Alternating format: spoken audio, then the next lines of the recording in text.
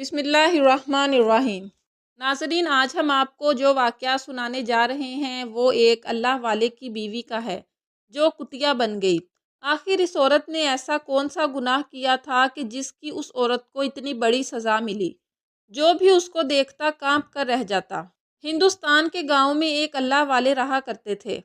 اس گاؤں میں مسلمان زیادہ تھے۔ وہاں ایک اللہ والے بھی تھے جو بہت ہی دیندار تھے۔ ہر وقت اللہ تعالیٰ کی عبادت میں مشغول رہتے۔ وہ اللہ والے ایک مسجد کے امام بھی تھے۔ اس اللہ والے کے ماں باپ بچپن میں ہی فوت ہو گئے تھے۔ اس کے 3 بہن بھائی تھے۔ ان بہن بھائیوں کے سوا اس کا کوئی نہ تھا۔ انہوں نے اپنے بہن بھائیوں کو اپنے پیروں پر کھڑا کیا اور ان کی شادیاں بھی کروائیں۔ ان کی ذمہ داریاں سنبھالتے سنبھالتے وہ خود ایک نوجوان سے ایک زیادہ عمر والے آدمی بن چکے تھے۔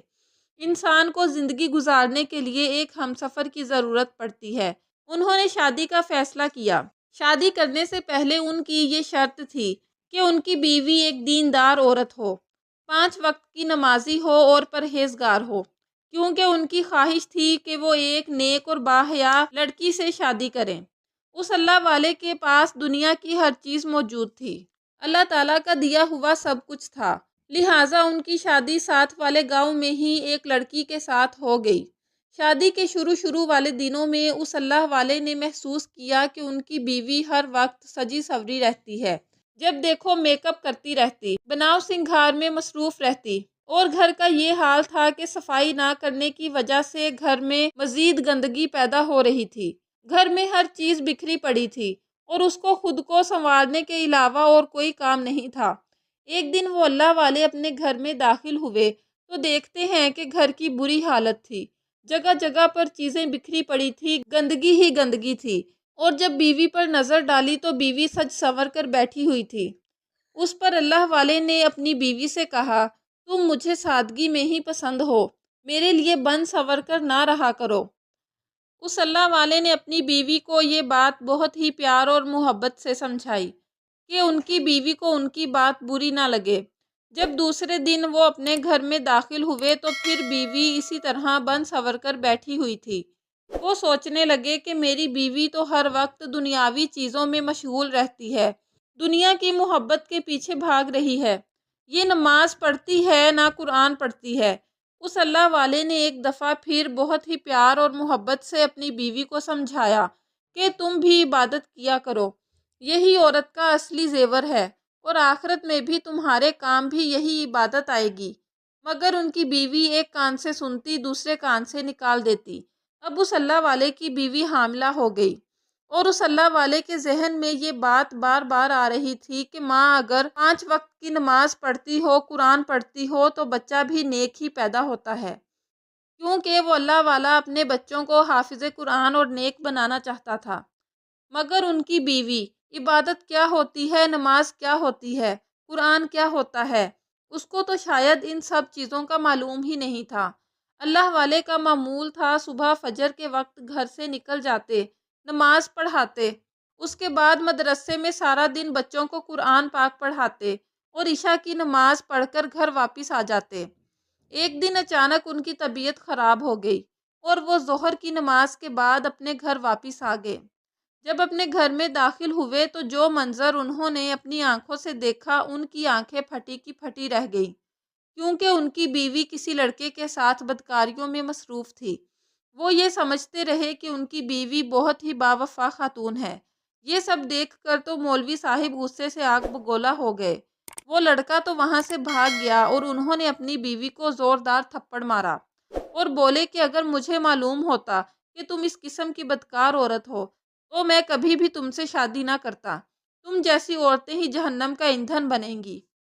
تم تو کسی کتیا سے بھی بدتر ہو۔ کتیا بھی اپنے مالک کی وفادار ہوتی ہے۔ اتنا کہہ کر وہ اللہ والا دوبارہ مسجد میں چلا گیا اور وہاں جا کر ذکر و اذکار میں مشغول رہا۔ مگر ان کو اپنی بیوی کی یہ حرکت بار بار یاد آ رہی تھی، اور یہ بات آہستہ آہستہ پورے گاؤں میں پھیل چکی تھی کہ مسجد کا امام، جو کہ بہت ہی اللہ والا ہے، خود کو اللہ کا ولی سمجھتا ہے، اور اس کی بیوی خود اپنے گھر میں ہی بدکاریاں کرتی پھرتی ہے۔ گاؤں کے ہر لڑکے کے ساتھ اس کا چکر ہے۔ یہ اللہ والا سب کچھ جانتے ہوئے بھی اپنی بیوی کو کچھ نہیں کہتا۔ پورا گاؤں اس سے نفرت کرنے لگا، یہاں تک کہ جو بچے بھی ان کے پاس قرآن پڑھنے آتے تھے وہ بھی آنا بند ہو گئے۔ یہ سب دیکھ کر اس اللہ والے کے دل پر بہت گہری چوٹ لگی اور طبیعت خراب ہونا شروع ہو گئی۔ وہ رات مسجد میں ہی سو گیا۔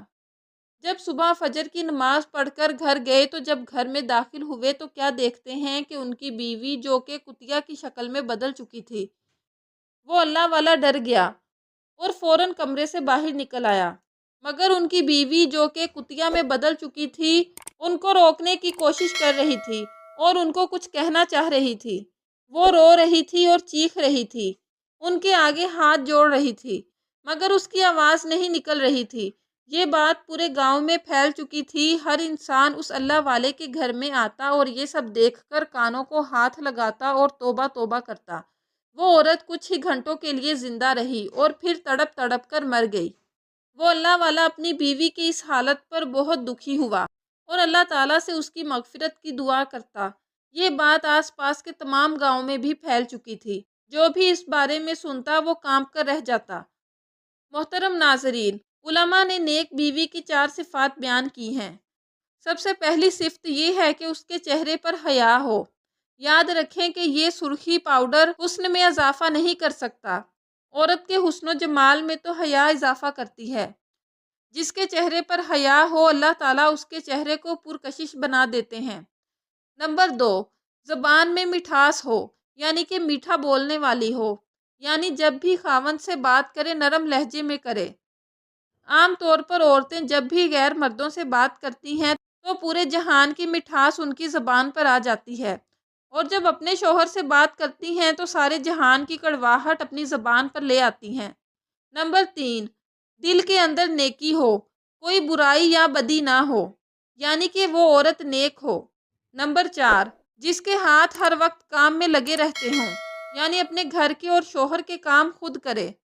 یہ 4 خوبیاں نیک اور دیندار عورت کی پہچان ہیں۔